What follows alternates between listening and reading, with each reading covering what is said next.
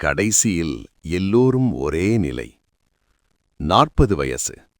நீங்க பிஹெச்டி படிச்சவனா அல்லது 10ஆம் வகுப்பு முடிச்சவனா? வாழ்க்கை கேட்காது. சில சமயம் குறைவாக படித்தவன் அதிகமாக சம்பாதிப்பான். அப்போது ஹைலி எஜுகேட்டட் என்ற பெருமை சத்தமில்லாமல் சுருங்கிடும். 50 வயசு.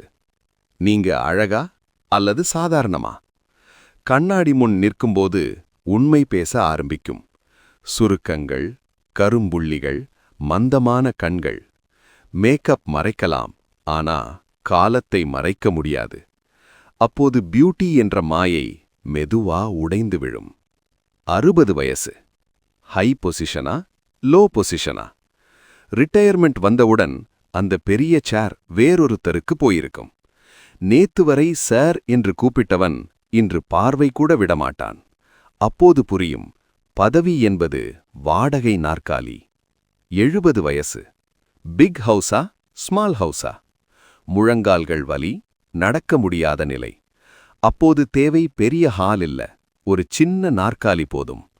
அப்போது புரியும், நாம் வீடை கட்டினோம், ஆனா வாழ ஒரு மூலையே போதும். 80 வயசு. மணி இருக்கா இல்லையா? செலவழிக்க உடம்பு கூட துணை நிற்காது. வைத்த பணம் பயன்படாத எண்ணாக மாறும். அப்போது புரியும், பணம் வாழ்க்கையை வாங்க முடியாது. 90 வயசு. தூக்கமா, விழிப்பா? காலை கண் திறந்தாலும் எதற்காக என்று தெரியாத நிலை. அப்போது நேத்து சண்டைகள், பெருமைகள், போட்டிகள் எல்லாம் அர்த்தமில்லாத சத்தம் மாதிரி தோன்றும். இறுதியில் 40, 50, 60, 70, 80, 90 எல்லா வேறுபாடுகளும் ஒரு கோட்டில் சேர்ந்துவிடும்.